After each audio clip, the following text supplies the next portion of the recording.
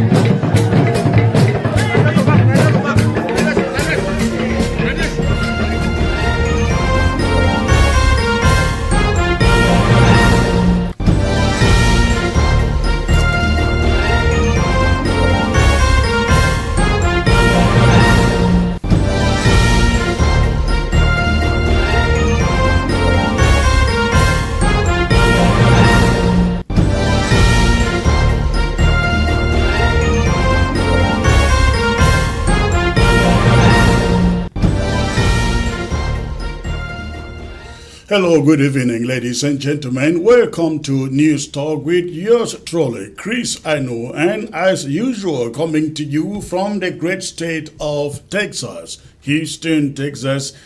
It's a privilege to be back with you again. I want to greet all of you who are joining the broadcast from where we call Ground Zero, that is the Federal Republic of Amazonia. And if you are joining in from any other place else, South America, Central America, the USA, including Canada, and of course, UK and the European Union, the far and the near east, welcome and thanks for tuning in today.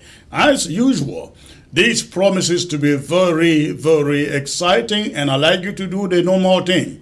Go ahead and hit your share button. Let us get everybody out there on the platform, because I always come not just with exciting information, but it can also be very, very illuminating and educating. So please do me the favor. If you are joining by way of YouTube and Facebook, hit your share button. And if you are watching by way of YouTube for the first time, please do me the favor. Hit the subscribe button so that every time we come live, you can get notifications to join the show. Thank you for tuning in. So much to talk about today, and with a very, very exciting panel. Please do not touch your remote. I will be right back with my headlines in a few minutes. ABS can help you reach your target audience like never before. Advertising on ABS, you'll benefit from our extensive reach and dedicated viewership. We offer special advertising packages during primetime slots and popular shows. You'll also be featured on our social media platforms, reaching an even wider audience. Don't miss out on this opportunity. Take your business to the next level. Contact our advertising team at absafricativ@gmail.com. ABS can help you reach your target audience like never before. Advertising on ABS, you'll benefit from our extensive reach and dedicated viewership. We offer special advertising packages during primetime slots and popular shows. You'll also be featured on our social media platforms, reaching an even wider audience. Don't miss out on this opportunity. Take your business to the next level.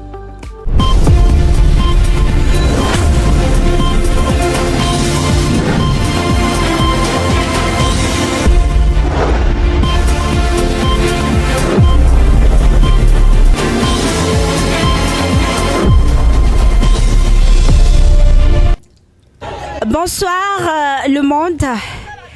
Ici, nous sommes à Yaounde 5, dans le marché Essence. À quelques jours des présidentielles au Cameroun, voilà le calvaire que vivent les populations de Yaoundé, la capitale politique du Cameroun. L'état d'inondis jonche le long des rues. All right, all right. If you are from La République du Cameroon, that is your country, the picture of your country, Les ordures and the embouchaient les capital of the carnivores. country in that place. The capital of the country in that place. That is the capital of La République du Cameroon. That is something I will be talking about, but let me take you somewhere. This is in Bamenda. Take a look at this place. This afternoon at the birthplace of the party in Bamenda. Do we have our banners? So this is how we are going. We'll give 40 claps, symbolizing 40 years of existence of the CPDM, and then thereafter we wave. And 2, 3, 4. And what you are watching there, you are watching the celebration of the CPDM 40th anniversary in Bamenda, ladies and gentlemen. Remember, Bamenda is still in the Federal Republic of Amazonia, and I can't believe my eyes what I am seeing there. But it didn't only take place in the Bamenda. I'd like you to take a look at this one too. You take a look at this one. This is all in Amazonia too. He has to come and launch his campaign in the southwest in Kumba. In Kumba. And we want to assure you, don't be afraid. We have won already. Okay. Biya should come and launch his campaign in Kumba, ladies and gentlemen. So they say they are inviting Biya to come to Kumba, launch his CPDM 8th term, I think the 9th term campaign in Kumba. Again, this is happening in Bamenda and in Kumba, in Bamenda and in Kumba. Let me take you now to Ngo Ketunjia.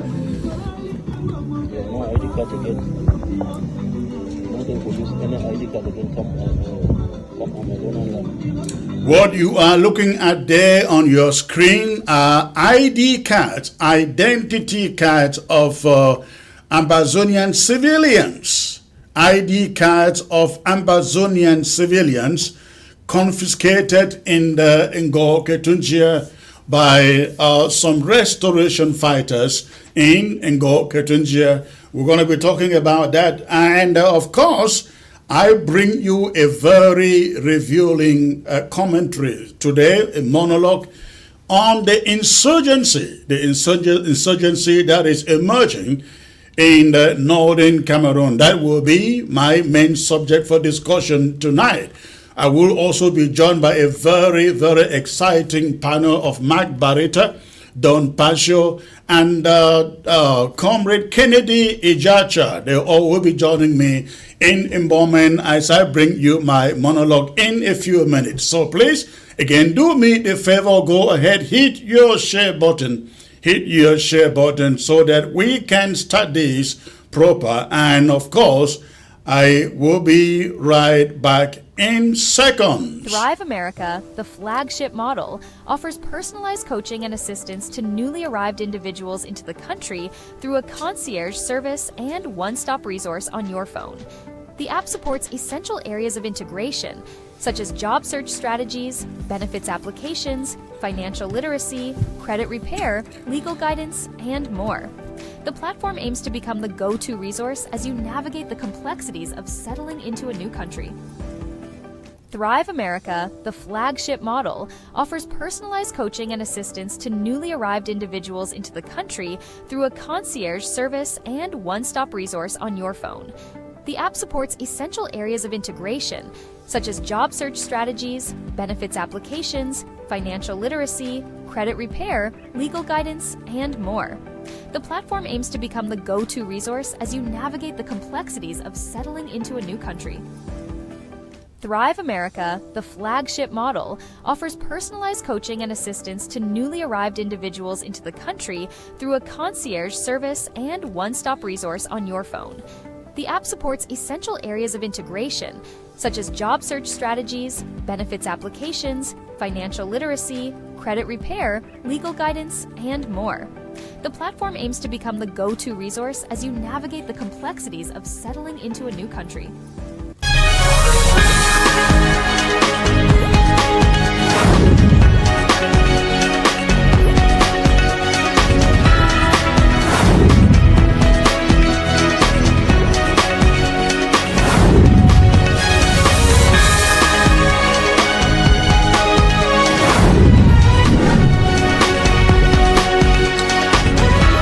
All right, ladies and gentlemen, once more, good evening and welcome to the broadcast news talk. It's always a privilege to come to you with what is happening in the Amazonia, where we call the Federal Republic of Amazonia. Only this week, Monday, the CPDM regime of Paul Biya that has been in power for 42 years, celebrated their 40th anniversary. Biya has been in power for 42 years and the CPDM has been there, we are told, for 40 of the 42 years. And they were out there celebrating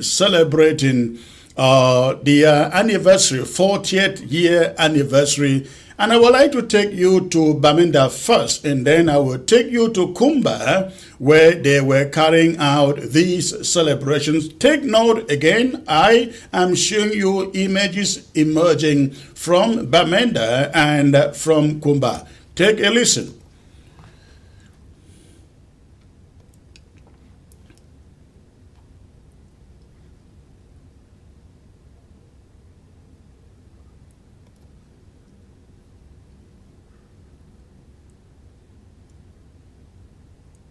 We wave this afternoon at the birthplace of the party in Bamenda. Do we have our banners? So this is how we are going. We'll give 40 claps, symbolizing 40 years of existence of the CPDM, and then thereafter we wave at a 2, 3, 4, 5, 6, 7, 8, 9, 10, 11, 12, 13, 14, 15, 16, 17, 18, 19, 20, 21, 22, 23, 24, 25, 26, 27, 28, 29, 30, 31, 32, 33, 34, 35, 36, 37, 38, 39.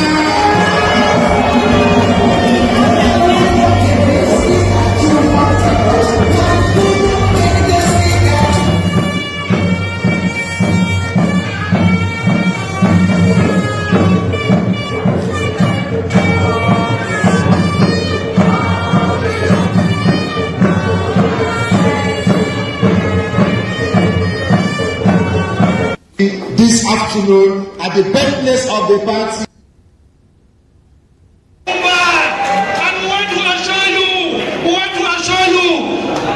Don't be afraid.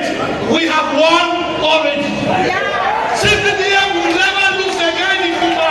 Whether it's presidential, whether it's council, whether it's parliament, whether it's senatorial, the time for losing has come to an end. Happy celebration. Hey, not the fun.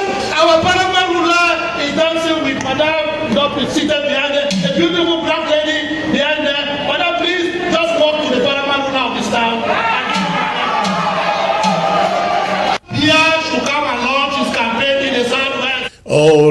All right, ladies and gentlemen. There is not much to say there, but other than that, I believe you have listened to all the propaganda, how Biya will never lose again in Kumba. He began by inviting Paul Biya to come to Kumba and launch his campaign in Bamenda. They were singing the same Dimabola and recalling that Bamenda is the headquarters, or what do they call it, the birthplace of the CPDM. You all will recall, I think it was that was in 1994 that the CPDM got transformed, the CNU got transformed from the CNU to the CPDM. That happened in Bamenda. If I'm not mistaken, that was 1994.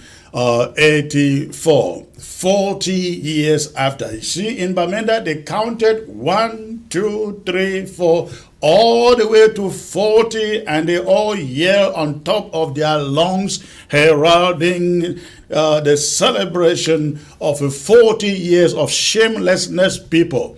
This is what is important about what I am bringing to you, ladies and gentlemen. It's just for us to recall these events are taking place in our territory, and they are doing it to kind of say, hey, we told you the CPDM will never be beaten. We told you the CPDM is going nowhere. We told you the regime will always be here. In Kumba, as you heard it, they are promising elections. That is, if indeed the elections will take place at all in Ambazonia, we will do everything if it means death.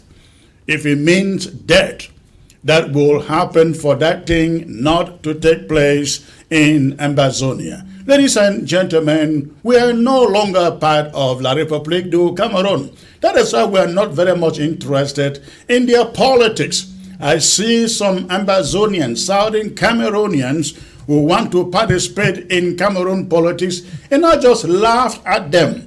If in 1992 John Frundi couldn't win an election in that country, forget. Unless they give it to you, there is no way a Francophone is great. Even in a free and fair election, if they can even conduct one, there is no way an Anglophone, in their terminology, can win an election in that country. It is impossible. So when I see these so-called Anglophone politicians, I'm surprised that this reverend gentleman, they call him Prophet Wu, who is always on Prime TV. I am very surprised to see him running for president of La République du Cameroon. I thought he was Ambazonian. But I am disappointed seeing him pushing out posters to run for president of La République du Cameroon. Ladies and gentlemen, we graduated from Cameroon politics long time ago, and everybody who participates in their politics will call them traitors and enablers. Enablers of the occupation, enablers of the annexation, continuous annexation. That is the terminology we give to them. The labels that we give to them, they are blacklegs, they are enablers. They will never win, not even a council seat in their constituencies. If you look at all these people running for elections from Ambazonia in La République du Cameroon, and you ask them, where is your constituency? Which one is your local government or council or county area? They have nobody standing for them from those constituencies. Why? Of course, because the constituents now, they are not for anything, any elections conducted, organized in La République du Cameroon. And so, these people, I see each and every one of them as a desperately hungry man out there. So, just to let all these CPDM sycophants in Bamenda and Boya to know, never again will their elections take place in Ambazonia. Never again will La République du Cameroon organize elections anywhere in Ambazonia. That will never happen. You guys can sing Dimabola as much as you want. Your elections will never again take place in Ambazonia, and our restoration fighters have been put on alert. The restoration fighters have been put on alert, and we have asked every restoration camp everywhere in Ambazonia to strategize, to get ready for the upcoming 20th May and Cameroon's elections. It will be a do or die issue. It will be a do or die issue. And I like what I see happening in Ngoke Tunjia with the restoration fighters there. However, the idea of ID cards, which I will be coming to it, The idea of confiscation of ID cards is not a very good idea, not a very good idea, but we like the fact that the fighters are thinking proactively about how to stop Cameroon's elections in Ambazonia. Now, having said that, let me take you to their capital to tell you how down spiral Cameroon has gone. Cameroon has gone. I'd like you to take a look here at the image here. That is the capital of La République du Cameroon. The capital of La République du Cameroon. Please, you will take a look. You will take a look. Look at that. Bonsoir le monde. Ici, nous sommes à Yaoundé 5, dans le marché Essence. À quelques jours des présidentielles au Cameroun, voilà le calvaire que vivent les populations de Yaoundé, la capitale politique du Cameroun. L'état d'inondis jonche le long des rues. Les ordures ont bouché les carnivores. Il n'y a plus moyen que l'eau circule. Nous sommes en plein marché Essence, l'un des marchés les plus populaires de la capitale politique du Cameroun. Regardez le calvaire. Regardez le calvaire. C'est pas la piscine, mais je suis dans l'eau. C'est ça le Cameroun, au marché Essence. Regardez le calvaire des commerçants. Le calvaire des commerçants qui payent leurs tickets tous les jours. C'est lorsque Isakam a suivi qu'on était sur les lieux que le camion est venu pour porter les ordures. Regardez ce que les ordures ont causé en plein marché, les carnivores bouchés. Ça, c'est la piscine nationale. Les tickets sont payés. L'état d'inondis de partout. Les mouches, on dirait la capitale est dans la pourriture. Je suis placée, certainement, c'est dans les excréments des gens parce que l'eau est entrée dans les habitations étant donné que les carnivores sont bouchés à cause de ces ordures. Monsieur le Président Paul Biya, voilà ce à quoi ressemble la capitale politique du Cameroun. Les commerçants sont aux abois. Les populations sont aux abois également. Tous les comptoirs sont inondés. Et juste ici, tout près, on vend de la nourriture. I really don't know what she is saying there in French, but she is painting the image of what Yaounde, the capital of La République du Cameroon, ladies and gentlemen, looks like. Look at the capital of Cameroon. The capital of Cameroon. And I believe, I am told this was happening around a market community inside Yaounde. That is where people buy and sell the food that, people buy and sell the food that people eat in that city. Just imagine, ladies and gentlemen, if Cameroon, if Yaounde can look like this, what a misery the people in that country live in. What a misery. What a shame. Yet there are people in this particular city who are hoarding billions of francs CFA. And the common man bear the brunt of their neglect. Exactly what you find on your screen right there. This is what I call the stewardship. The stewardship of Paul Biya and his CPDM for 42 years and counting. 42 years and counting. What a shame. What a shame of a country and of a regime. And that is why Ambazonians have every reason to check out of that country. But let me take you to another disappointment, another piece of disappointment. This one happened in the I think this one happened in the Motengene. It happened in Motengene, and I'd like you to take a look there, please. Take a look.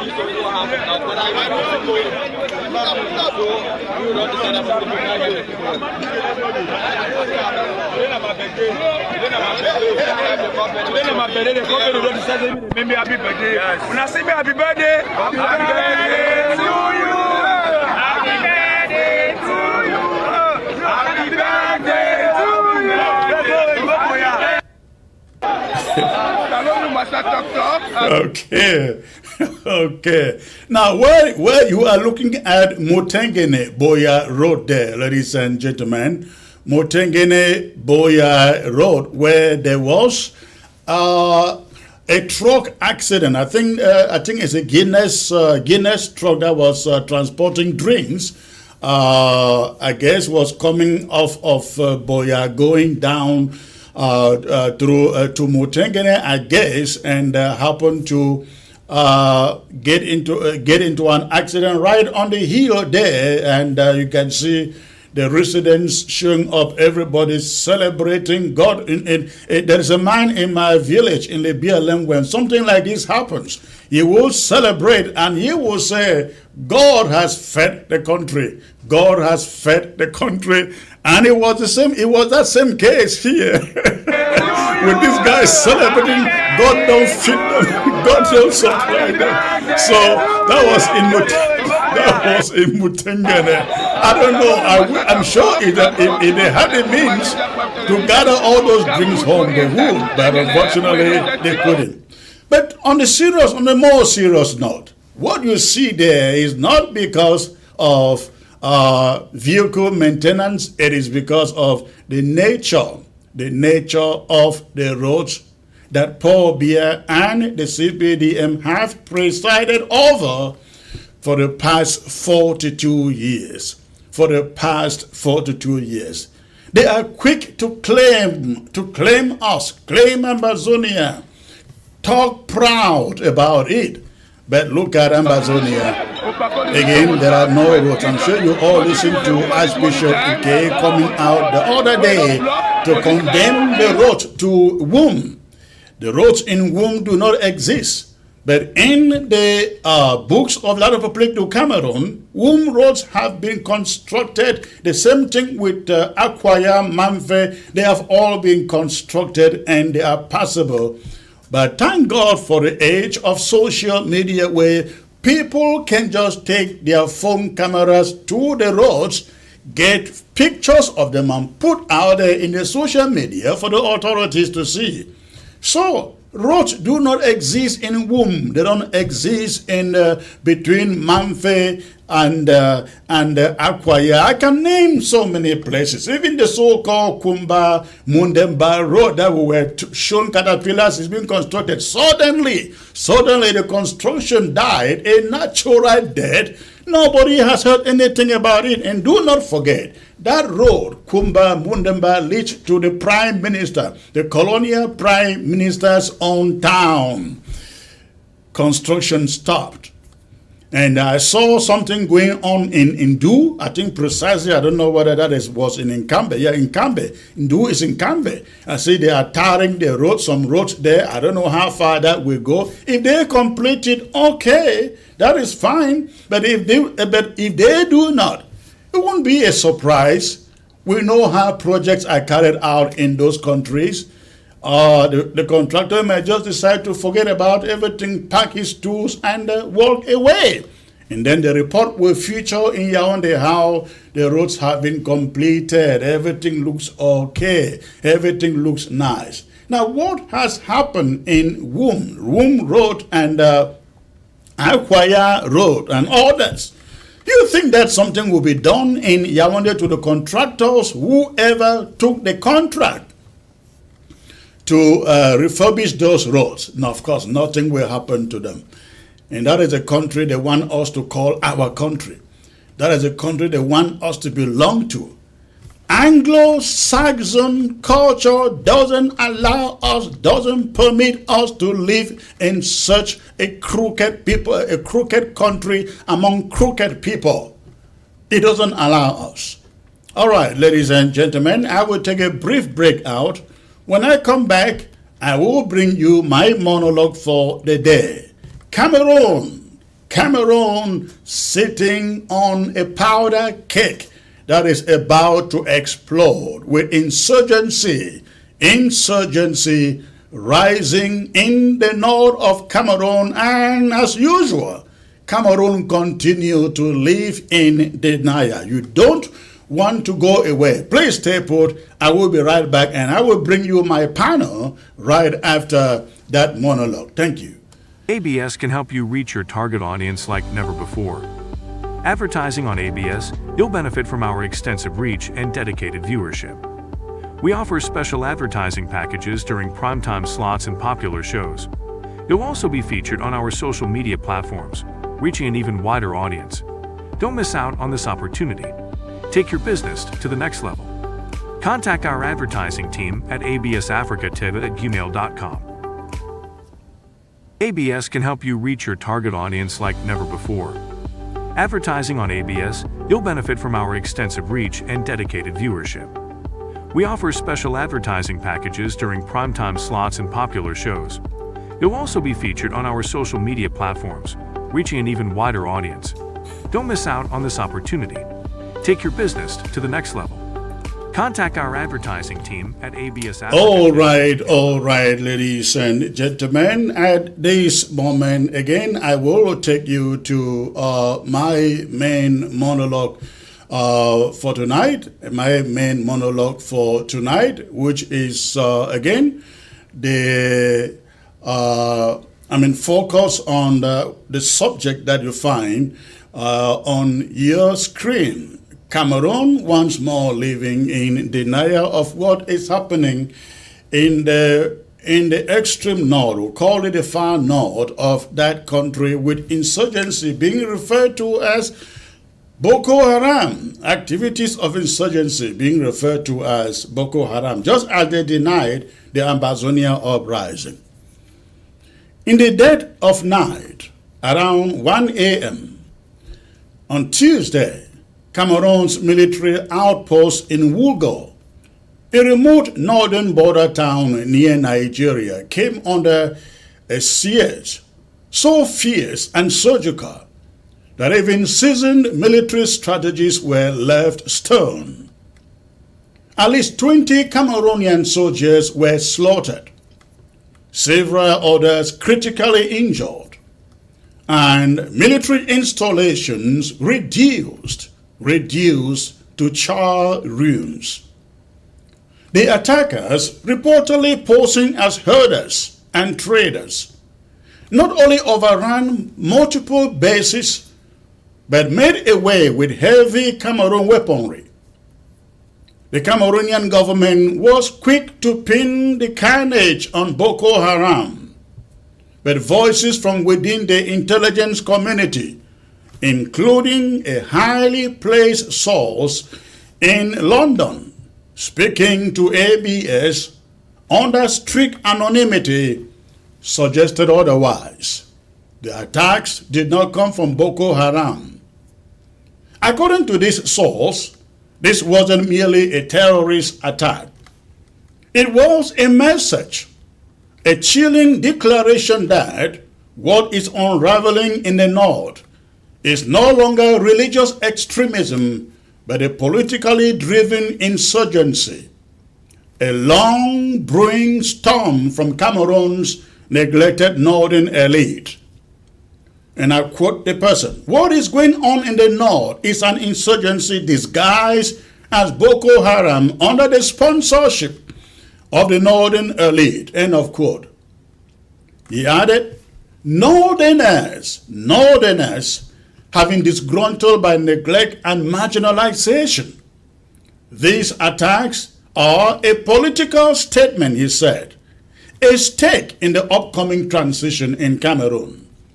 They believe Biya must go and power should return to the north, end of quote. With these revelations, one thing becomes unmistakably clear. Cameroon is sitting on a powder cake, and the fuse is lit. Since the departure of Amadou Ahidjo in 1982, the first president of La République du Cameroon, and a northerner, the North has watched as political power slip permanently out of its grasp. For over 4 decades, Paul Biya and the Southern Bulu Beti oligarchy have entrenched themselves in power for 42 years. During that time, the northern elite, once kingmakers, have been reduced to political pawns. Frustration has now metastasized into fury. What appears on the surface to be Boko Haram insurgency is in reality a calculated revolt, one that seeks to send a clear signal. The North wants power back. If left unchecked, this insurgency will not stay isolated in Wugo or the far north. It will sweep across the Sahelian belt like wildfire, pulling more disgruntled soldiers, their youth, and even politicians into its fold. And in doing so, it may set the entire military architecture of Cameroon on fire.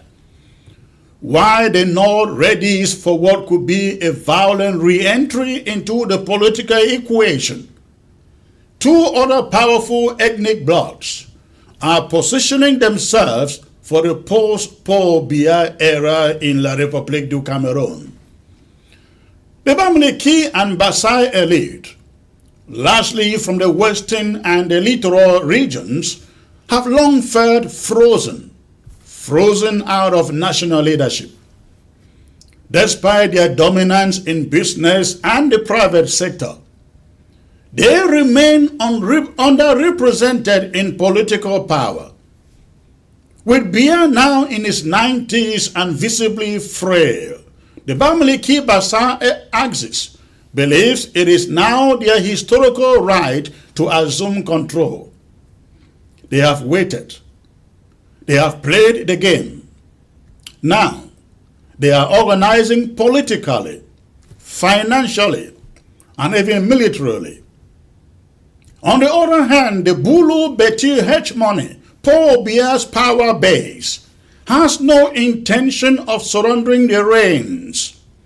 They have not only ruled for 42 years, but also embedded themselves deeply into every institution of power. The presidency, the military, the security apparatus, and state-owned enterprises. With vast wealth and mass and influence entrenched, the thought of relinquishing power sends chills down their spine. For them, a transfer of power doesn't just threaten status, it threatens survival.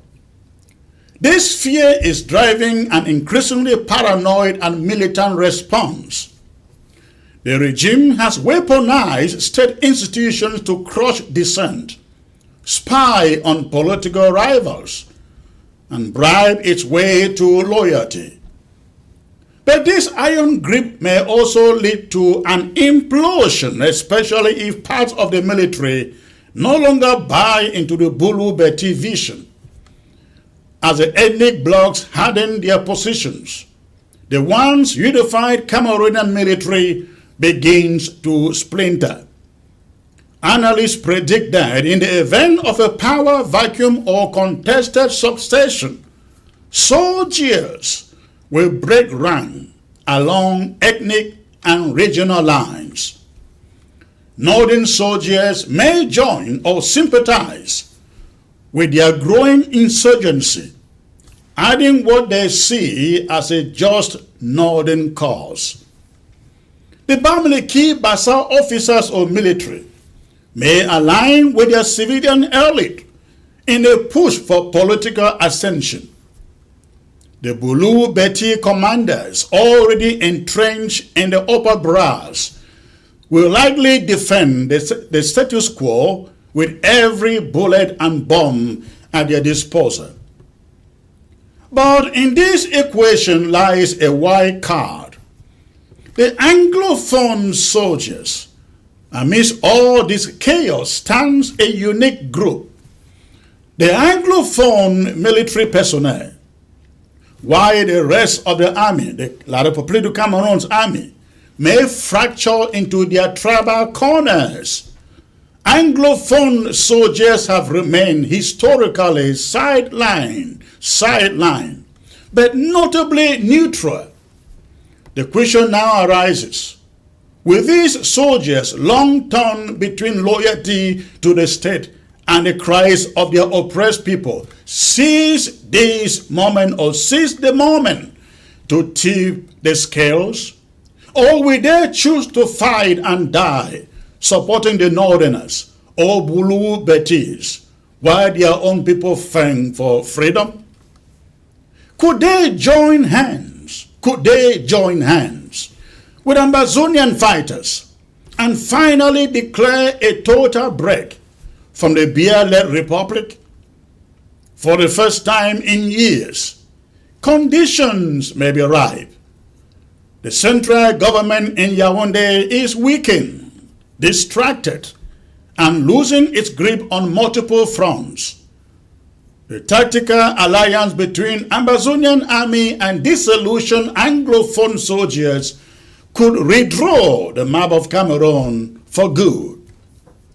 Just as it denied the Anglophone crisis, or conflict as we call it today, in its infancy, labeling protests as manipulated youth and dismissing real grievances, the Cameroonian regime now repeats the same mistake in the north by tagging the Wulgo attack as a mere Boko Haram operation. The government is once again choosing the comfort of lies over the discomfort of truth. But truth does not remain buried for long. What is bubbling under the surface is not terrorism, it is a revolution.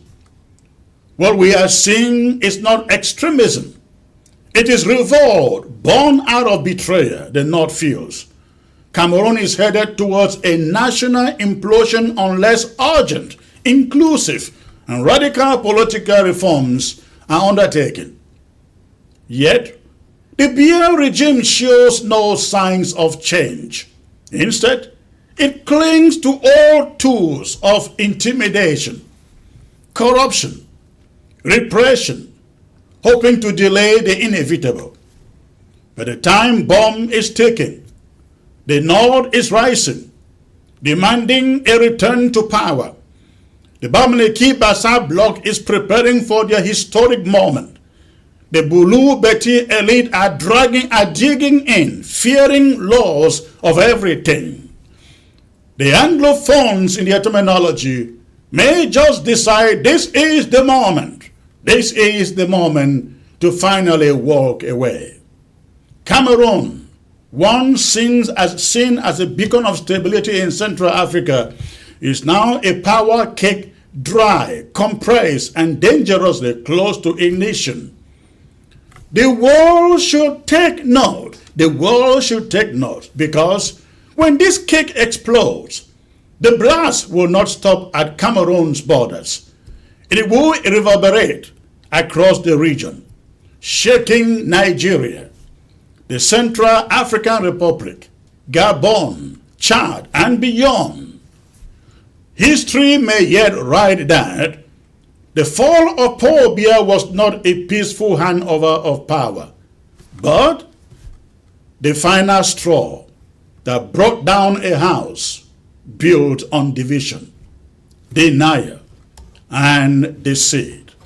And ladies and gentlemen, that is my monologue for the day. Now I am being joined from the state of Maryland, ladies and gentlemen, by Comrade Kennedy Ejacha. A pleasure to have you, sir.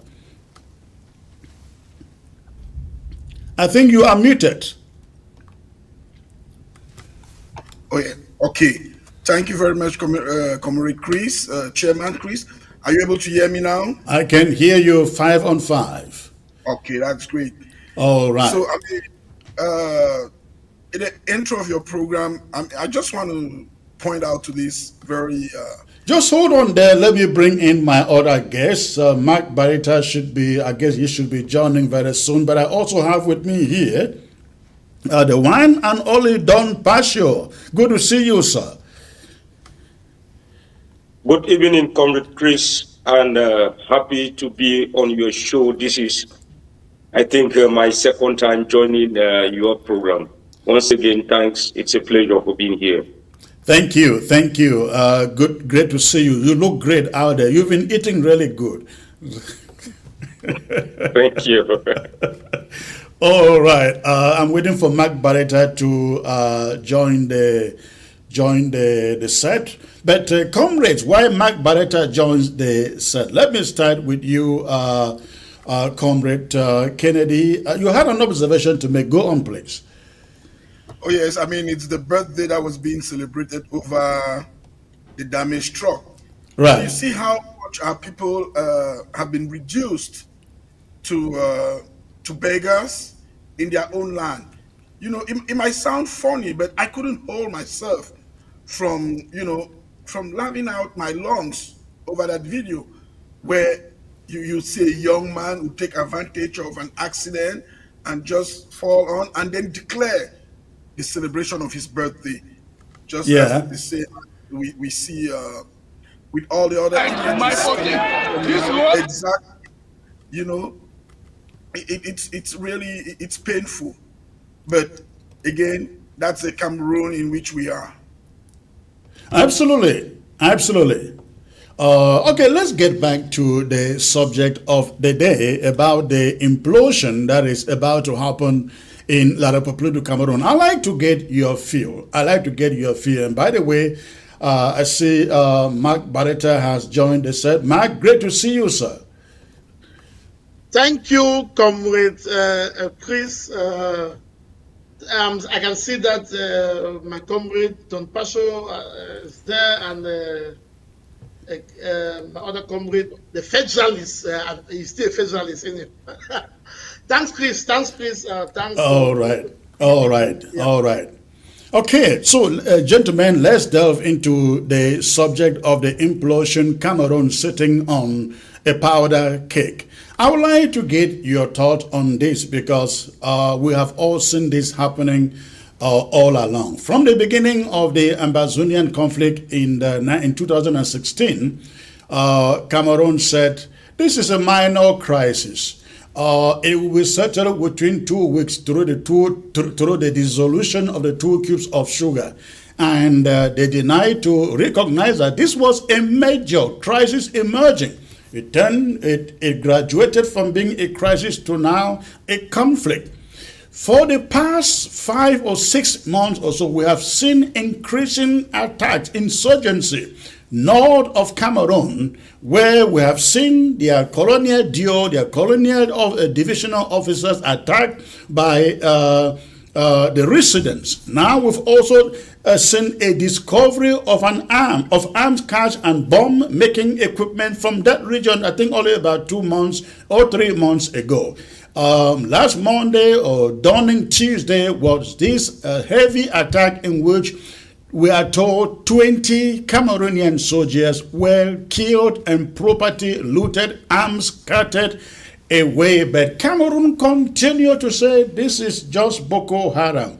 It is not an insurgency. I'd like to get your take on what you deduce from what is going on there. Let me start with you, Comrade Barita. Yeah, Comrade Chris, you know, as far as I'm concerned, I think that the issue of ammunitions being discovered in Cameroon, this is not new. You know, I do not trust Cameroon for 1 second. They have a way to play with the psychic of their people. You know, Cameroonians are very docile people.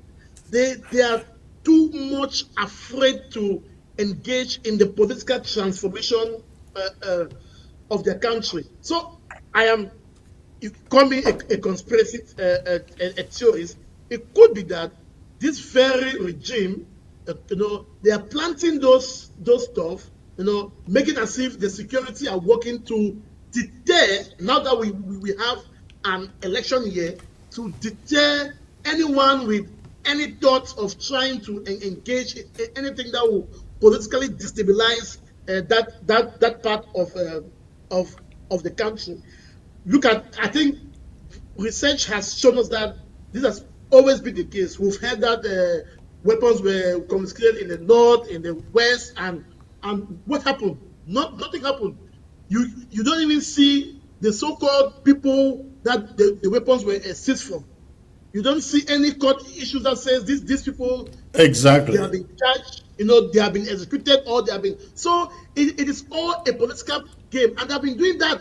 And thank God that Ambazonia got free from these political skirmishes, and that is why for 8 years now they have not been able to subdue us. So I think the political psychic, maybe God should help Cameroonians. The political psychic of them is so different, and I basically don't know what they can do to free themselves. Comrade Kennedy, give us your take on what you make of the events in the northern Republic du Cameroon.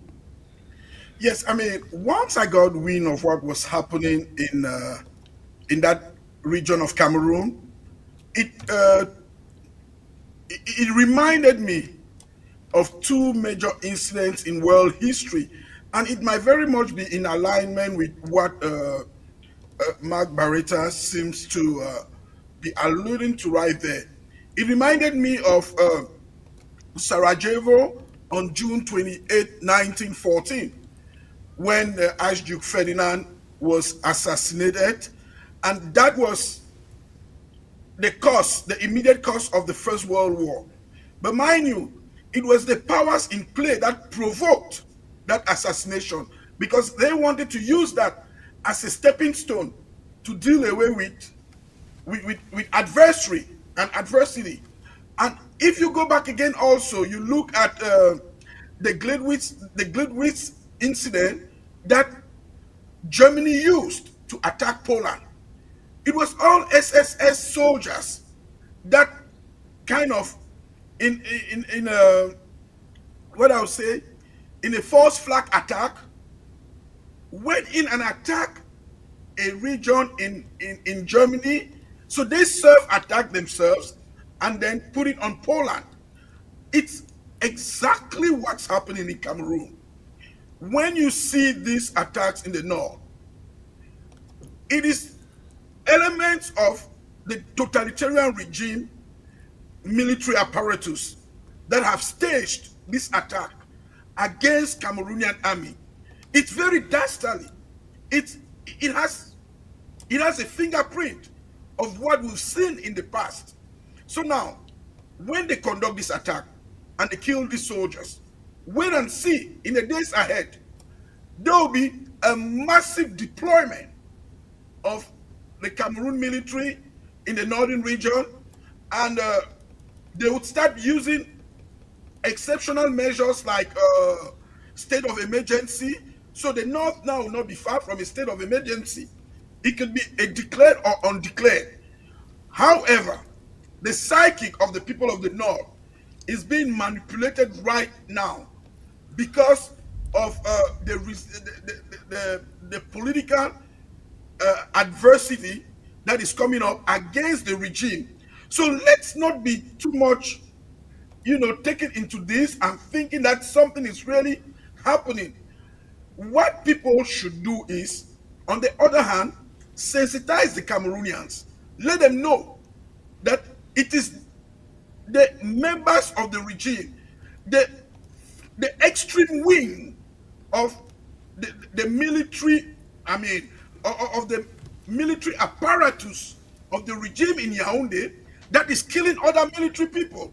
And now, let the Cameroonian military people also be warned, because they will be used as decoy to advance, you know, the so-called continuation of the regime.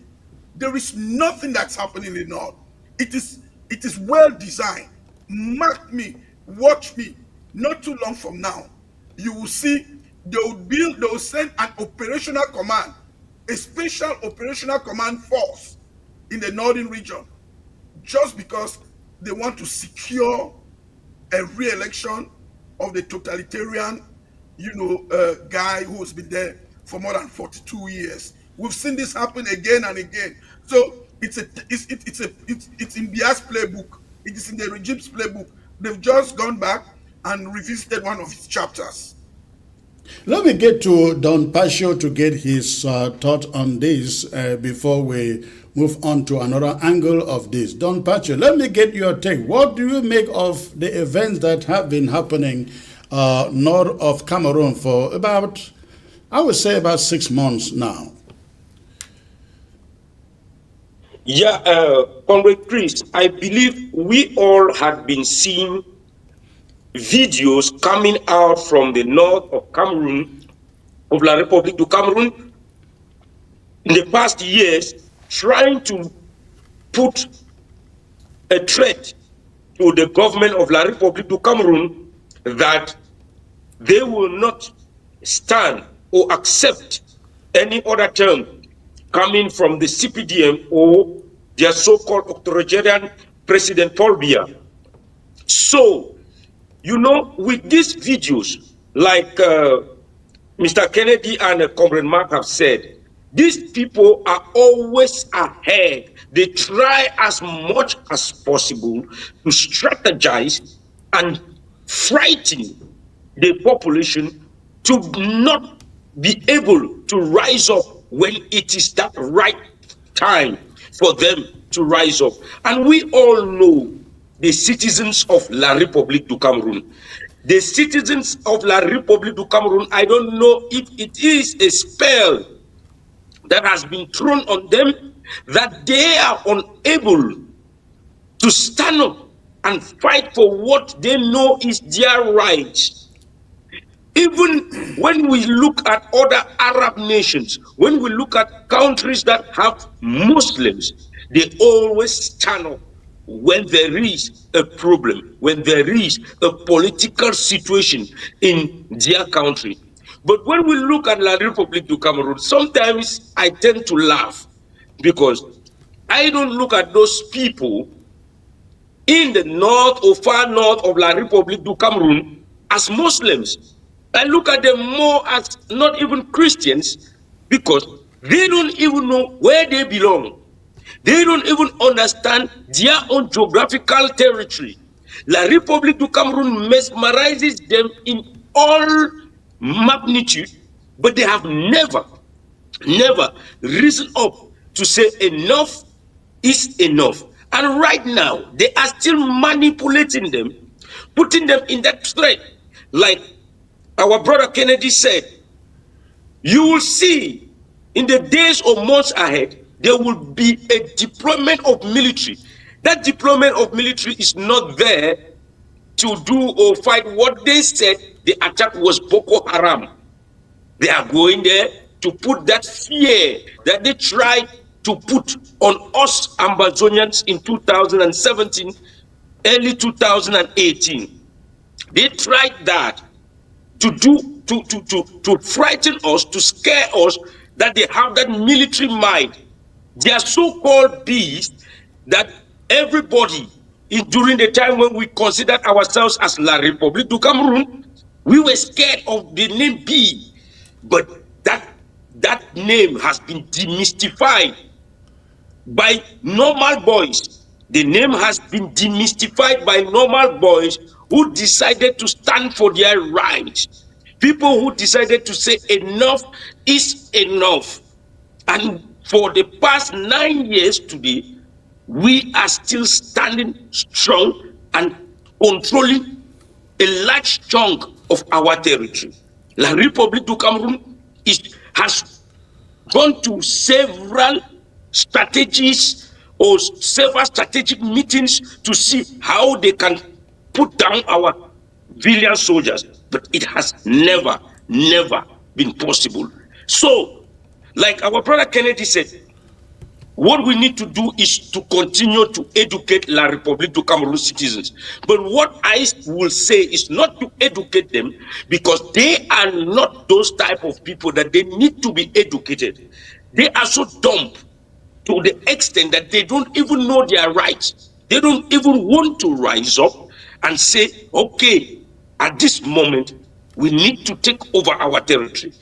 I believe those people understand their country, they understand their territory more than us. We understood our territory, and that is why it is still the never again generation. And we said it's either freedom or resistance forever. La République du Cameroon knows that, their citizens know that, and their citizens know what to do. We don't have to educate them. Thank you very much. Thank you. All of you listened to my monologue, and I talked about three blocks developing in La République du Cameroon. Not actually developing, they have developed. They know this, as we know. They always believe that once Paul Biya is gone, it is their place to take back power that belonged to them in the first place. Now you have the Bassas, the Bamlekis bloc that believe that they've been out of it for so long, in spite of the fact that they dominate business and the economy in that country. The Betis and the Boulous, they have entrenched themselves so much into the power, they are afraid. If they give it away, they risk sacrificing all that they have embezzled, looted for themselves for 42 years. Of course, Ambazonians have already said, we are done with you, we are gone, we are not part of you. But let's keep Ambazonia aside. Let's look at this militarily. Comrade Kennedy, do you see a Cameroon army that is, let me start with Chairman Comrade Barretta. Did you see a Cameroon army that is ready to face an insurrection in the north? One from the west, that is Bassas and the Bamlekis, and the other from the Boulou and the Betis, who are already controlling power. From a Chris, you know, these blocks, these three blocks, they have been in place for a number of years. And I think that is why Marafa, Hamidou, Yaya, and many of Cameroon ministers are in jail. It's because of this block. And kudos to Paul Biya and the cabal. I personally think when it comes to Cameroon politics per se, they have succeeded to quench all those blocks. Look at, is it one other colonel last year that was I think too involved in, he was trying to seek for peace amongst the Amazonian. The name just went off. He also is in jail, you know. So those blocks have already been there, and Biya has been so wise to tribalize the military. In fact, in Cameroon military as of now, you cannot speak freely. The military is not independent. It's not like the military in Nigeria or in Ghana or in Niger or in Ivory Coast or all those countries, even in Gabon, where if the president or anybody make nonsense, they can put that person into place. But in Cameroon, the politicians, all those the central politicians, they have power more than the military. And what Biya has done is, you know, the colonials are just in name. Generals are just in name. They don't have a battalion in which is typically under their specific control, in which they can say, you know what, if I call my boys now, my boys can march to the. They don't have that in Cameroon. Biya has suppressed that issue, that the army is totally under the control of his tribes, of his tribemen. That is why in the military. If you ask some of our Amazonian citizens who were part of the military and probably left, they will tell you you are even afraid to even discuss anything, because you are not sure if the next person is going to sell you out. Is going to be the next person is there as a spy, or the next person is someone from Bia's relative who will say, "Hey, this person is gathering those thoughts." So there is no way possible that I'm seeing the military in what may happen. What may happen that I think, if by some magic Cameroonians secure their ballot box and try to put somebody from another region in Cameroon, the military may step in, because the military is more of a BT. They may step in to impose their own person. Yeah? But to say this current military will take out Bia, just look at. I was looking at. Are you suggesting that there is no way in a situation of a problem arising in their succession that you don't see the northern armies aligning with their people, the Bassas and the Bamileke army aligning with their elite, and the Bulus and Beti armies aligning with them? The evidence, personally, I think the evidence as of now does not suggest otherwise. I don't think so. We are going to see those agitations, yes, the Bulus, the Betis, the Bassas, those from Doualas, north, west, and so.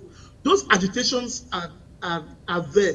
But when it comes to the control of Amori, it is all in the hands of Bia's strongmen. Okay. Kennedy, what is your take on this? Well, we should be very careful. If we want to understand what is happening in Cameroon, we should enter into the structuring of the military. While we may think that the Cameroonian military is tribalized, the reality is far from that. It is a facade of a tribalized military. But in terms of its structuring, and that's where Bia was very smart. Bia did not make a military that is under the control of his own tribe. Otherwise, his tribe could have overthrown him, just as you see what's happening in Gabon. Bia is so wise that he has structured the military and has created some sort of code system where you need to bring people from different angles in order, for instance, to engage with the armory. They will tell you that the commander of the armory is a Betty guy, but he doesn't have the full power to engage that armory into movement. He might need an anglophone somewhere along the chain of command. He might need a Bamileke. So Bia has puzzled the military. For instance, the person who is in charge of his personal security is a guy from Banso, General Ivo Yenwo. So now, the way it is functioning around his presidential security, you have General Ivo, who is in charge of the intelligence. And now the guy who is in charge of the army, of the movement, is the presidential guard. And the presidential guard is in keep of him. So there is no movement that the presidential guard can make without the DSP, that's the presidential security, observing what's happening. So that is where we say it's going to be very difficult militarily to form a coalition against Bia on tribal lines, because that guy has put an intertwined system in place. I've studied that Cameroon military very well, and he put it in place with the support of the Israelis. So when you even see at the presidency, the intelligence is compartmentalized. The French has a part of it. The Israelis have a part of it.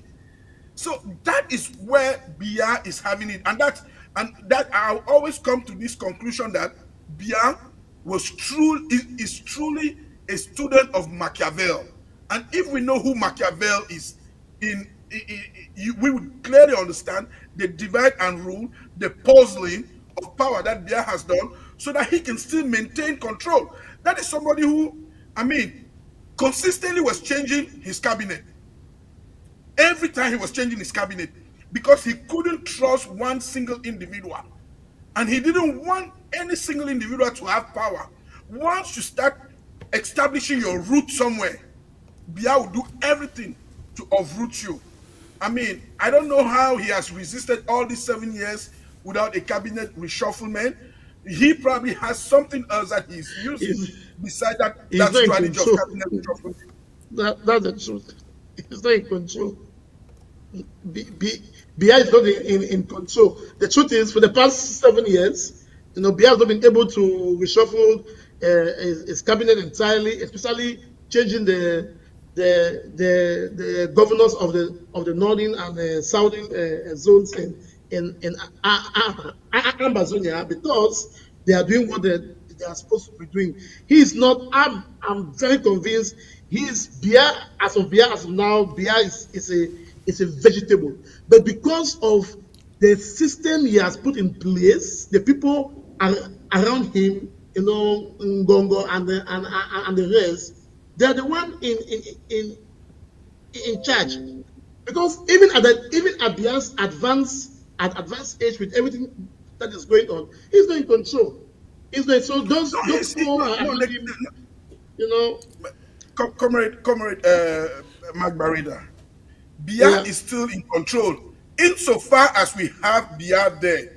And now this is a big mistake that we are making.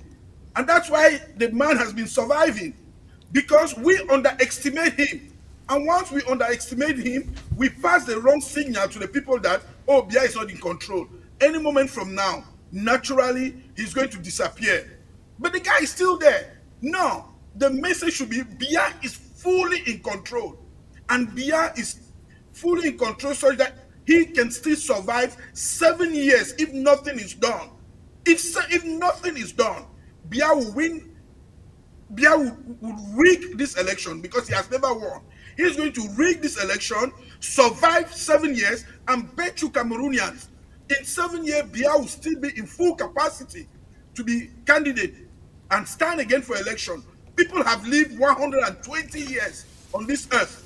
120 years. So if we keep minimizing Bia and thinking that out of magic or out of that nature will do for us what we're supposed to do, because that is a subliminal message that you are sending when you say Bia is not in control. And we said that since 2011, that Bia is not in control. From 2011 up to now, the man is still there. And the man is still controlling. The man will do his cabinet reshufflement when he wants. But Cameroonian people should understand that if we have to get our freedom, let it go from north to south, east to west, that freedom, nature will not give it to us if we don't stand and take it out of the lion's den. It has to be a fight. Now, I have my own way of fighting. I am the Martin Luther King way of fighting, the Mahatma Gandhi way of fighting. People need to rise up and then put up a non-violent resistance, as it has happened in many other nations of the world, and gain their right. Bia is still very, very... Well, we have tried non-violence for 61 years, discounting 2016 to today, Comrade Kennedy. Hold on there. We've tried non-violence from 1961 to 2016. It didn't work. They didn't even believe in us, and they thought we were joking, not until we pick up arms to defend ourselves when they declared war. Why do you still think that a non-violence uprising will change the regime in Cameroon for a man who has been there for 42 years? No, I mean, if we say that we didn't achieve anything, I would say from 1990, we achieved a lot in terms of pushing the bias system. And much What did it change? Now, if you say that the 6 people died in Bamenda in May 1990 died for nothing, I don't buy into that. What do you have to show for those who died? Not even Frundi was able to win an election. No, now we should have been. If you guys, and this is where I don't agree with the Ambazonians at this very specific. I agree 90% with you, but I come here. I don't agree where you guys will wake up and talk about Frundi anyhow. He's no more here. But I have to defend what Frundi did. That if you guys had understood Frundi, we would have already won. And no, we are not saying that Frundi did anything wrong except in the latter part of his career. But we are saying he had the opportunity. We know, everybody know, even in Francophone Cameroon, he was elected president.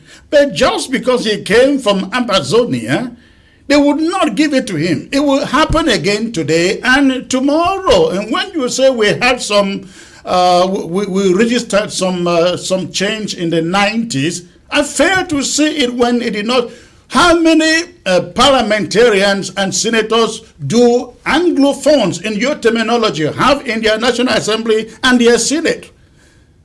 I mean, one of the successes that I say that we have, the Amazonian uprising even of 2016 is a credit that we put to ourselves, because it was a logical continuation of the resistance that we triggered in Cameroon. So Ambazonia having that courage, talking the way they are talking, it's part of the credit. And that's why I still say I'm 90% with Ambazonia, because Ambazonia exists because we existed.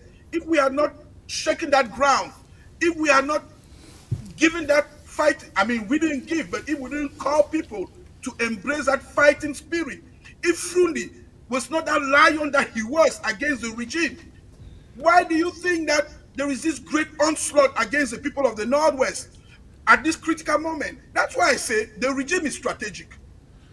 Well, let me finish, please. Let me finish. This war that you see against the Anglophone, it's a war that was organized in anticipation of this very moment.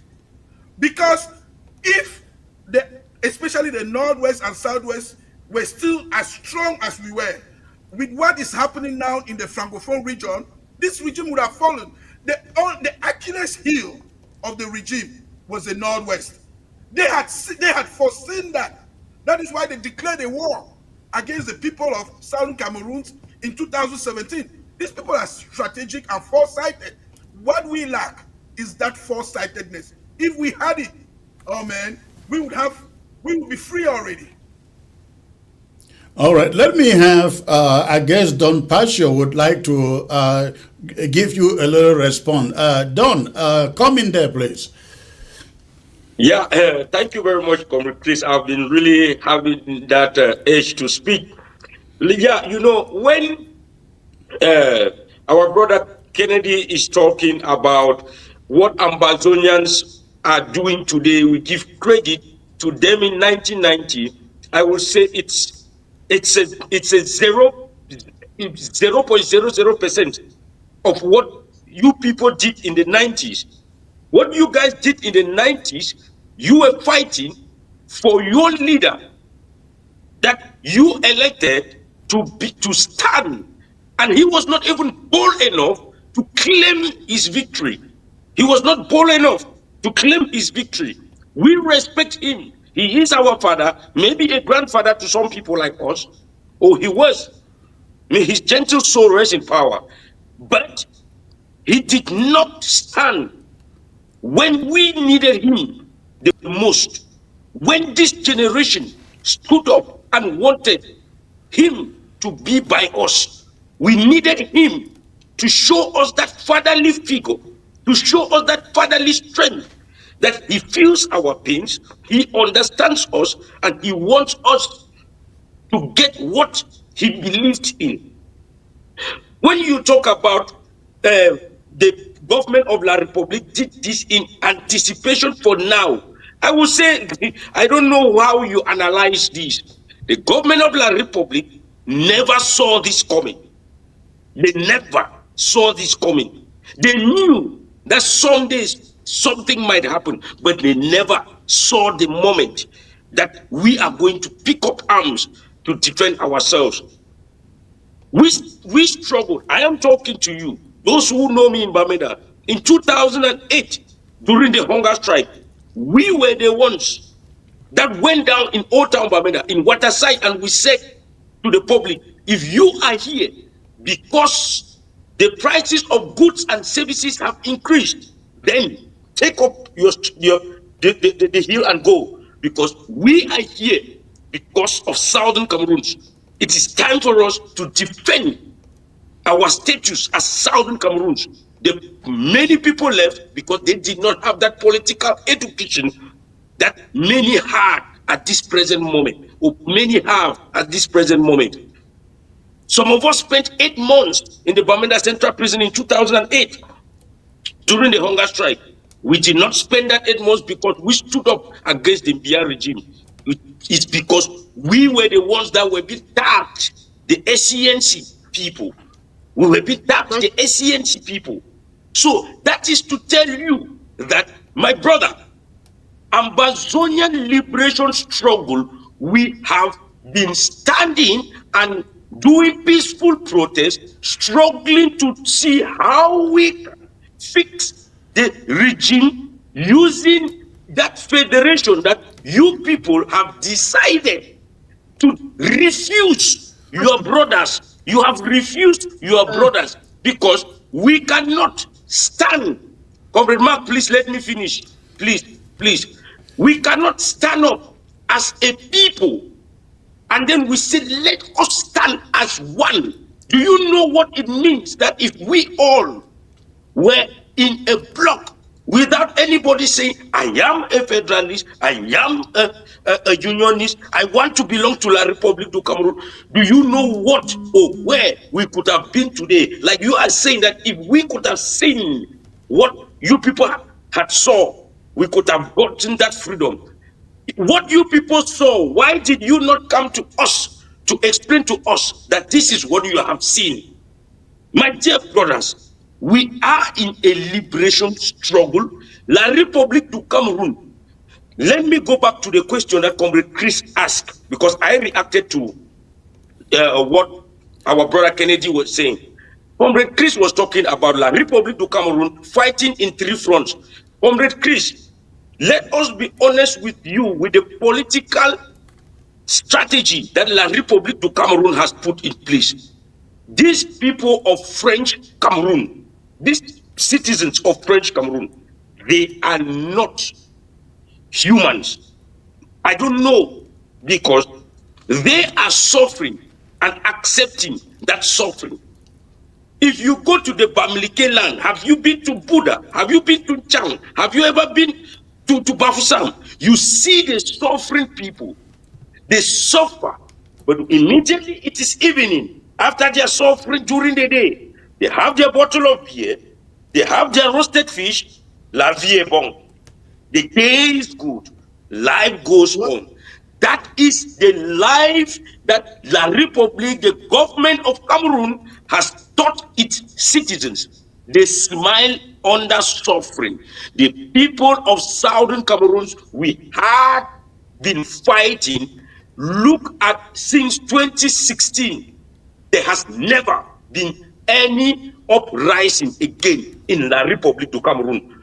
During 2008, the hunger strike, when Bamenda started, I was in Douala. The Douala people were asking, Le Bamenda a fait quoi? Before I traveled, 2 days after that hunger strike, I traveled to Bamenda. The Douala people, before they went to the streets, they were asking, Le Bamenda a fait quoi? What have the Bamenda people done? That means if Bamenda does not stand up, let me not say Bamenda because they call all their so-called Anglophones Le Bamenda. So if we, the Southern Cameroonians, did not rise up or will never rise up, they will never. And it has proven since 2016 up to now, they have never made an attempt to do anything. Prices of goods and services have gone triple what went up in 2008 that we rose up. They have not moved an inch. That is to tell you Southern Cameroon was the heartbeat of La République du Cameroon. And if our brother Kennedy is still telling us about a peaceful protest in that country, then I don't know where we are going to. Wonderful. Mark, you wanted to say something there? Yes, I wanted to say, thanks very much, Don Pasha, for that response. We all know the political history of Cameroon, and thanks, Brother Kennedy, for such enlightening about the Cameroon military structure, etc. Presently, I think what we should be talking about is how do we impede, because the truth is Cameroon will run their elections in Cameroon. Look at what is happening in Kumba. They have the audacity, they have the might to even hold a rally in Kumba. They have the might to hold a rally in Boya. They have the might to hold a rally in Bamenda. Because what happens in Cameroon affects Amazonia directly or indirectly. So I think probably that's a discussion we are going to have some other time with our restoration, with our Amazonian forces and different fighting groups, both on ground zero and in the diaspora. We have to ensure, and Brother Kennedy said as something, all the politicians in Cameroon, let me use their word, Bamenda, because for now they refer to everyone from Southern Cameroon as Low Bamenda land. Let me use their word, Bamenda. The truth is, you know why even the SCF they were very angry with the last election. You know why they even let Fundi be association in peace and the rest. They were very angry with the last election because we didn't allow the election to take place in Amazon, because SDF etc. Southern Cameroon is a stronghold. Douala is all upside down. West has now a capital. So all the people of the West who were for SDF, they have chosen they have chosen Kanto. Kanto. So even Douala now has divided between SDF and CPDM and Kanto's people. So they were hoping that Southern Cameroon, especially in the northern zone, will be a lifesaver for the SDF, and that shows very clearly that without Southern Cameroon, SDF is non-existent. No political party that claims to be coming from the Southern part, because the Cameroon part, they will not vote. They will not. That's a simple truth. So I see even Ben Muna's brother now. How do they call him? Keremona. Akeremona. Now movement trying to listen. The truth is, yes, in the night, I think that was 92 when Fundi won. At that time, Fundi won even in Fundi regions. That is, it was quite clear. But he refused to claim his trophy. He refused to claim his trophy. So now in Amazonia, we are approaching this 2025 presidential election. As far as I'm concerned, we need to educate our people. We need to educate. It is not about force. We need to educate our people why that must be, because Cameroon will definitely use that election as a bargain, as a bargaining chip to claim legitimacy over Amazonia. I know, but Kennedy will say no. It will stop the elections. We are giving Cameroon the opportunity to say this and that. No, without Southern Cameroon or not, Biya will rig the elections. CPDM will still win.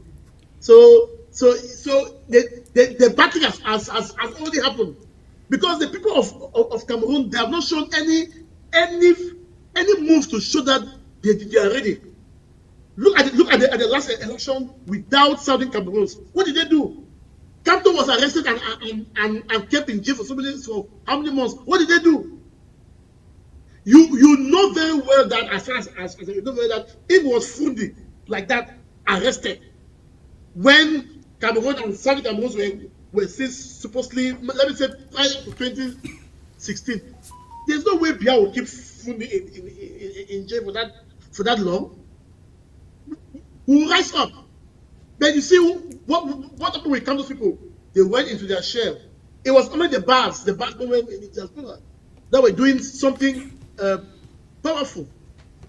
Today, like this, I'm watching news now in Cameroon. Young boys and girls, they are out now in West this night in Chang. They are thanking Paul Biya for appointing the rector of Chang University into CPDM Central Committee. Which people does that?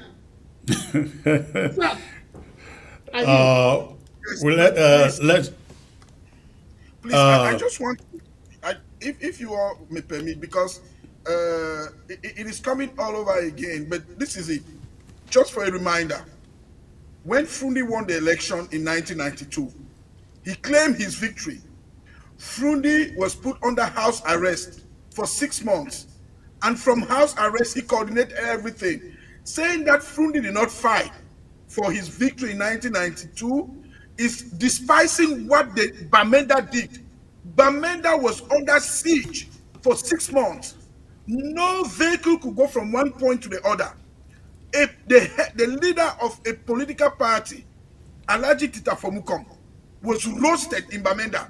A senior divisional officer was killed. That was only Bamenda. What happened in Yaounde? How about Douala? Yes, how about Bafoussam? And ultimately, by the time Frundi died, was there any change in what you fought for? In fact, he died, I think, with 14 senators. No, 7 senators and 14 parliamentarians. Let me explain where I always fought Ambazonia.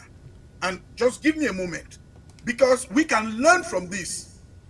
Ambazonia lacked strategic alliances. Right up to this point, this is where you have your biggest fall. Because when you look at all revolutions, they will compartmentalize and even have strategic alliances with people that they don't agree 100%, but the people that are closest to them. But comrade, that is one of the reasons I bring some of you federalists here. So, I mean, we are listening to you, isn't it? That's some of the reasons why I bring some of you here. The fact is that all of you do a lot of talking, no action. Hold on, let me finish. Let me explain why I say this and that Ambazonian can learn. If Ambazonian got into a strategic alliance with the SDF, Ambazonia would have been strengthened in the sense that what SDF is fighting for is not 100% what Ambazonia wants, but the disruption that the SDF causes against the regime gives an institutional level. Comrade Kennedy, Kennedy, wait, listen.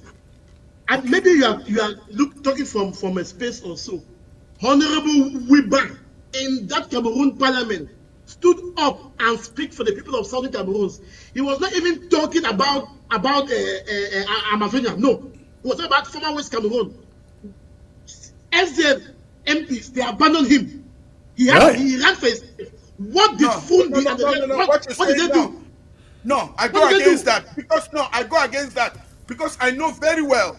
Do you know why the warrant of arrest that was issued against him was not executed?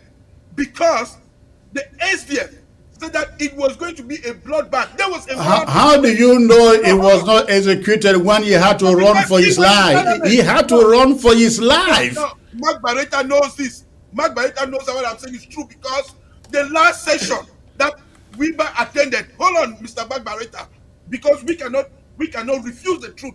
You know that the last session that Wiba attended, there was already that warrant of arrest that was issued from the Bureau of the National Assembly. And the SDF gave guarantee that if Wiba is touched, they would take actions. And it made the government to be afraid. That's why Wiba went, and Wiba left right after, even though he had the warrant of arrest. And that's why I'm saying that politics, even in a revolutionary instance, we have to do politics. Let Ambazonians learn how to do politics. You guys cannot win without doing politics. I agree, Comrade Kennedy. I agree that in a revolution we need strategic alliances. Okay, I don't want to speak here in the public media. Probably you have no idea if we have strategic alliances even with CPDM people in Yaounde. You have no idea if we have strategic alliances even with some military guys in Cameroon. You have no idea if we have strategic alliances with some MPs, some of them from SDF MPs who are even dead. We can't be saying this thing now. Once Amazon is free, we are going to expose all of those strategic alliances. Strategic alliances, we don't say it in the public. I think Chris will understand what I'm saying. We do have those. We do have those strategic alliances, but the safety of those on the ground, we can't be saying, this MP gave me. Those are moles. Those are moles. No, those are moles. It's not strategic alliance. That's not an alliance. An alliance is something that two organizations publicly adhere to. This, and we sought. Comrade Chris can know. One of the times that Neil John Frundi came in America, we had to meet in Minnesota. I was part of those that had to meet. Something happened and we never met. Neil John Frundi actively sought to work with Ambazonian.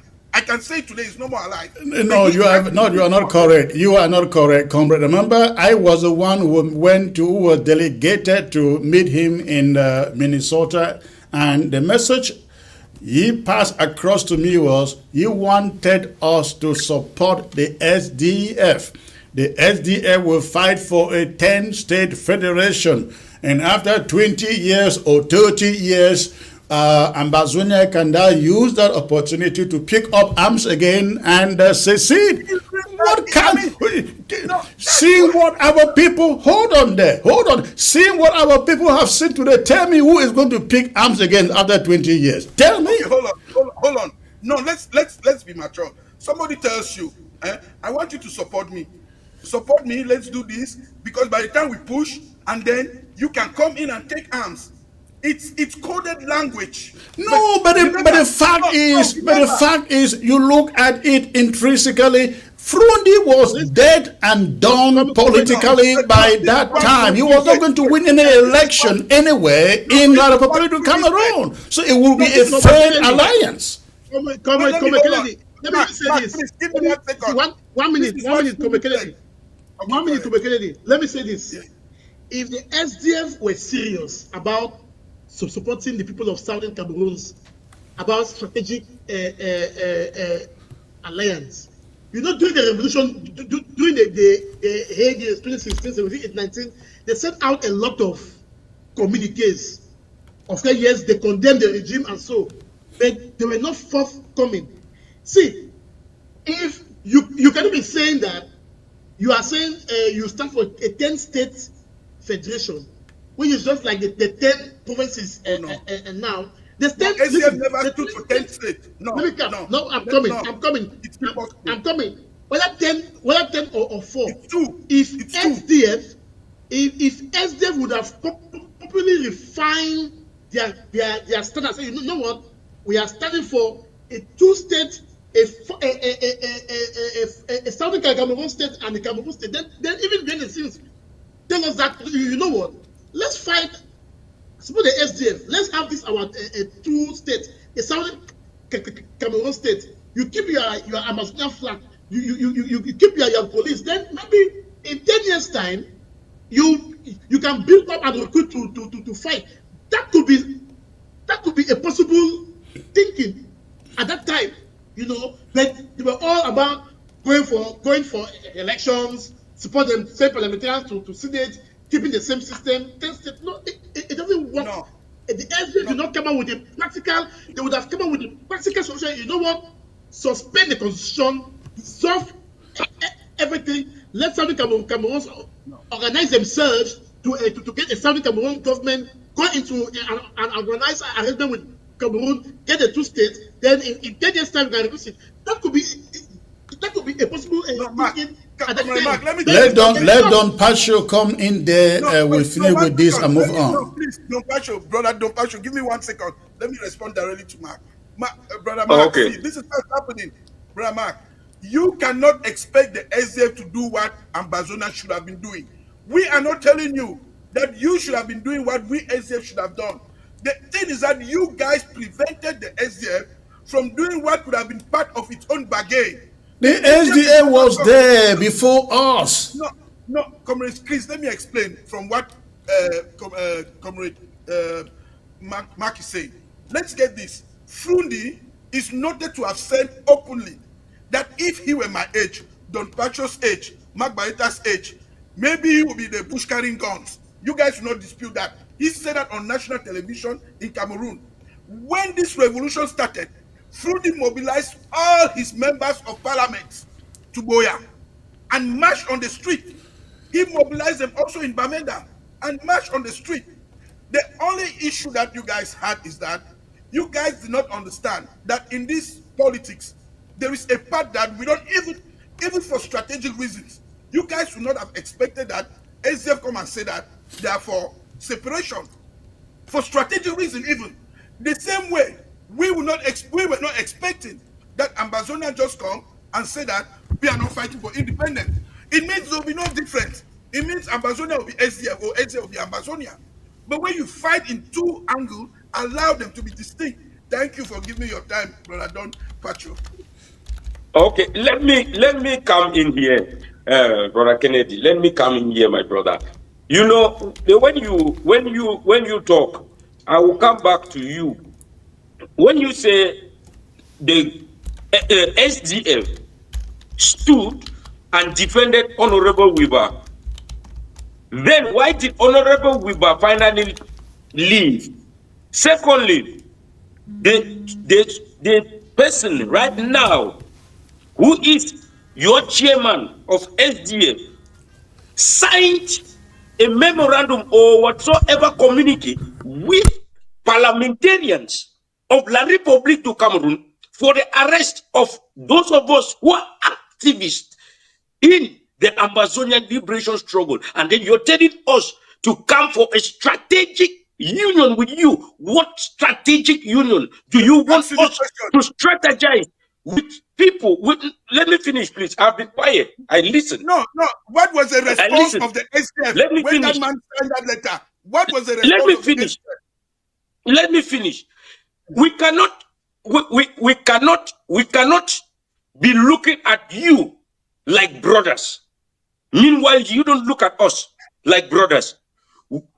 There are so many instances that we, the people of Southern Cameroon, we have approached the SDF, but the SDF never, for one, gave us that listening ear. They never for once wanted us to strategize. They tell us, okay, let us do this, but this should end between us.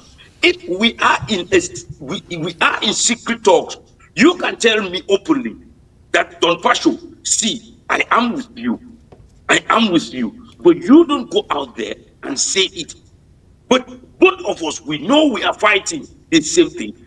Then we are going to give our full support to you. You too will give us your hidden support behind the scenes. But you say the SDF gathered parliamentarians and they went to Boya. What was Prundi's speech in Boya? He said those people that are shouting war, war, war, do they even know how to carry guns? Our people, the young people like us, they stood there and said, "We go carry them, we go learn them, we go learn them." Those were their words to Frundi. Yes. That is to tell you that we the people of Southern Cameroon, we had gone through a lot. Do you know what burst this thing in 2016? There is something in English language they call bended anger. There was that bended anger of suppression that had been on the people of Southern Cameroon that they decided to vent it out in 2016. And the people, the SDF, you, my brother Kennedy, I don't believe that you sitting there with your brothers in the house or with your kids. I, Don Passion, who is a stranger, I come and I slap your brother, or I put a gun on your brother's head, or I, I unalive one of your kids. You will want to have a negotiation with me. I don't think so. I don't think so. All right. Thank you. We Thank are you. brothers. All right, thank you. Let's leave it there. Let's leave it there and move on. I have to cut short the show to attend to an emergency. But before we go, let's take a brief break, and I will come back and I will talk about something that is going on Ground Zero that I will need your input on it briefly before we call it a night. ABS can help you reach your target audience like never before. Advertising on ABS, you'll benefit from our extensive reach and dedicated viewership. We offer special advertising packages during primetime slots and popular shows. You'll also be featured on our social media platforms, reaching an even wider audience. Don't miss out on this opportunity. Take your business to the next level. Contact our advertising team at absafricatv@gmail.com. ABS can help you reach your target audience like never before. Advertising on ABS, you'll benefit from our extensive reach and dedicated viewership. We offer special advertising packages during primetime slots and popular shows. You'll also be featured on our social media platforms, reaching an even wider audience. Don't miss out on this opportunity. Take your business to the next level. Contact our advertising team at absafricatv@gmail.com.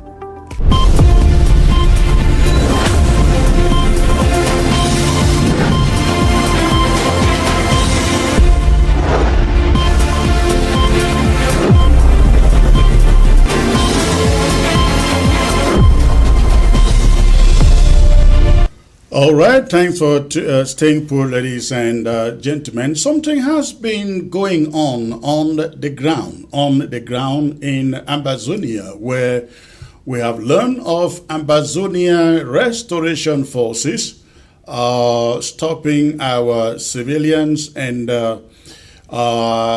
confiscating their identity cards. This has been going on along the highway between Kumbo in the Bamenda Highway. And I have a special statement that I would like to bring to our fighters, especially on the ground. I salute all of you Ambazonia restoration fighters for the unyielding courage and sacrifice you have presented out there, especially those in Ngo Ketunjia and other front lines of our liberation war.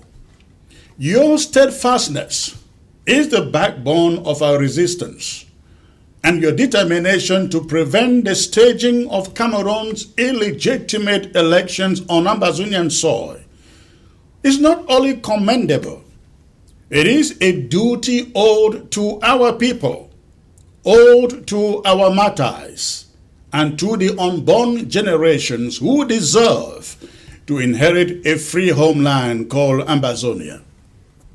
Here at the interim government, we are fully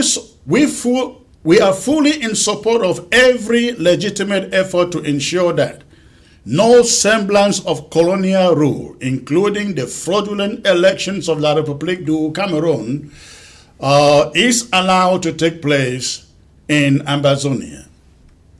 This includes identifying and neutralizing collaborators and enablers, arresting La République du Cameroon's agents who attempt to organize, promote, or participate in these elections. These individuals or cronies are enemies of our people, and the revolution must deal with them accordingly, with penalties that serve as deterrents and reassert our sovereignty. However, fellow comrades in arms, we must draw a clear line between actions that strike at the enemy and those that harm the very people we are fighting to free and to protect. It has come to our attention that some Ambazonia restoration fighters, particularly in Ngo Ketunjia, have resorted to confiscating civilian ID cards and extorting money from innocent travelers along the Kumbo, Indop, Baminda Road. Let us be clear. We do not and will not support the practice of seizing or confiscating identification documents from our own people. This act, though perhaps rooted in the desire to prevent La République du Cameroon elections, is counterproductive, unethical, and ultimately plays into the hands of the oppressor. Let us remind ourselves, Cameroon has always been a military state. Even in times of so-called peace, citizens were forced by gendarmes and the military officers to present their ID cards at every turn. Failing to do so meant beatings, arbitrary arrests, and the payment of bribes that lined the pockets of corrupt La République du Cameroon personnel. By taking ID cards from our people, we risk recreating this very oppression under our own banner. And that is not what this revolution stands for. Beyond the risk of military harassment, there are practical implications we must not ignore. Our people need their identification papers to carry out everyday activities. I'm talking about banking, healthcare, schools, travel, and you can name the rest. When we strip them of that ability, we are not just inconveniencing them. We are endangering their survival and pushing them closer to resentment, bitterness, and possible betrayal of the very cause they have supported. Let us not be the reason our civilians begin to turn their backs on our struggle or revolution. We therefore make a strong, urgent appeal to all Ambazonia restoration forces, all the camps across Ambazonia.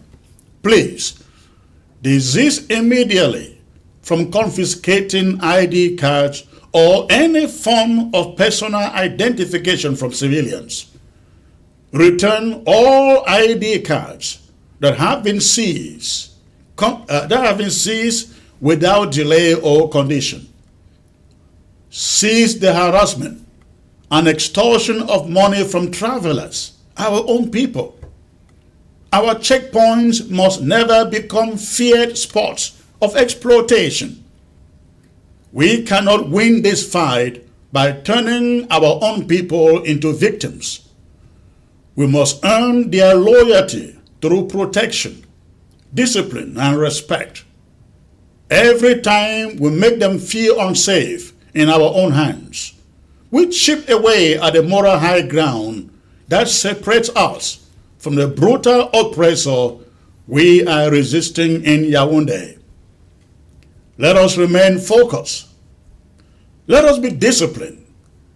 Let us fight the enemy without creating enemies among ourselves. Victory is certain, but only if we win it with the people by our side. And that is that monologue, and I hope that all fighters on the ground, they get this message. Mike Barretta, let me start with you, sir. I know you would love to say something in this regard to our fighters on the ground. What would you like to add here, sir, in 1 minute? I want just Adam for a pigeon. Maybe somebody somewhere he go fit cut this part, just this part, so he sham for them. As we don't talk come with Chris, I think say our fighters them on the ground, they need for understand say as for now when we still be supposedly under the bondage of Cameroon until because we never get total freedom. Those things them like Cameroon identity cards and all of those things them it help our people them for daily activities like we talk, especially banking. If they are sick, if we for diaspora we send money, where some of them they take and send for support fighting forces, they did those identification. Those identification now just think we a bit temporal. When we don't finally succeed, we don't free our land, we'll get rid of all of those things. So for now, I want also plead for say the issue of seizing identity card make the practice is stop. Like you talk, what people then when they travel, when they meet up what checkpoint, they supposed the clap, they supposed feel happy. They don't suppose for the fear when they meet up what checkpoint. For any liberation where the people they start to fear their own fighters them, it means say something it be wrong. I understand say the underlying spirit, the underlying reason. I say we don't get anything for do Cameroon. That is true. But for this one for ID card, I beg they gonna stop the practice for harass people about the issue of ID card. Time will come, we will do our own ID card and everything. And again, thank you now our able fighters them for the good work they do. Thank you, Comrade Chris. All right, thank you, Mike. Don Basho, let me turn this to you. 1 minute, please. Yeah, Comrade Chris, like Comrade Mark talk, I go talk to now for our country talk because most of our boys them make the message really rich for them. Would you really want back Wuna? Papa will not say the work Wuna, the work we will there for diaspora will not go ever fit pay Wuna. Would you want back Wuna? Say me Wuna understand. Say what people them now Wuna backbone with Wuna. Would you really want back Wuna say this ID card issue? Me Wuna understand say even we who there for diaspora, we don't leave our family them for ground zero. We don't leave our family for ground zero. We don't talk say our family member them. They no go cross go for La Republic side. We are picking them no go be educated by La Republic. Our family member them no go chop La Republic chop. So when they for day with all the wuru, they not even do better business. We too will get for give them small, make them food for their mouth. Same as what they contribute, we give una to say me una help una self. But when I want to say, okay, maybe we'll give them how we make them do for go collect them if they no fit the ID card. Secondly, me una know say, as una they talk say una know one me La Republic thing that the worker. When una take their ID card, La Republic stop them for road. They no get them. La Republic go take them go. Now 50,000, 100,000, La Republic go collect. They get money for buy their own material. Come back for una. But when they hold them, it go help for say make it save them. For say make them 2 feet past La Republic in own control. Because when they no get them, that 50,000, 100,000, 25,000, where they go pay for La Republic their own hand. Now for the La Republic they get for come back for we. So make we want to do something too, papa them. Make we reason them. See how this thing it go take for affect we. Because the problem not be what civilian them, the problem na La Republic. We not say some black let them be. Yes, if we not see black let, if we not see that thing where they call and say voters card, we not collect them. That one we go support una. If we not see that one where they call and say voters card, we not take them. No, we there for una back. We go clap hand for una go say hanya, Amazonian fighters una ahead. But for the one for ID card that they use them for collect money, ID card that they use them for traveling purposes, ID card that they use them for make even their own businesses. ID card na a necessity. But say you even identify yourself. Say even if they travel so with that bad route, then when La Republic don't put up for our side. La Republic get bad route, we not get no better route. Something happen, accident happen, some people fall for that. How they want to for identify them? How family member want to say your own person be there for that motorway fall for them? So we really want back una my brothers them. Would the back una get open heart, leave that people their ID card them. All right, thank you, Don Pasio. Kennedy, 1 minute, please. We're running out of time here.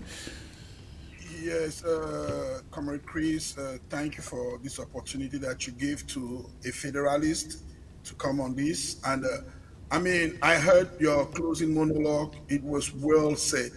For a long time, some of us federalists have been looking for a senior person in the House amongst Amazonians to stand up and talk on behalf of the people that have been, in some regards, material, I mean, who have been martyred by the same people that are saying that they're out there to protect them.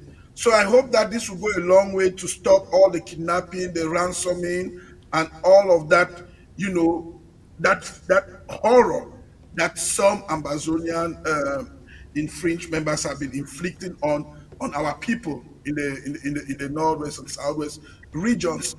And I'm not also oblivious of the fact that the government of Cameroon might also use this type of tactics just to instill hate against Ambazonians. So you guys should be watchful, because as I'm here, I'm totally against that regime in Yaounde. I know that it's a lot of evil that they have perpetrated against our people, and they wanted us to see that as if it is Ambazonians doing it.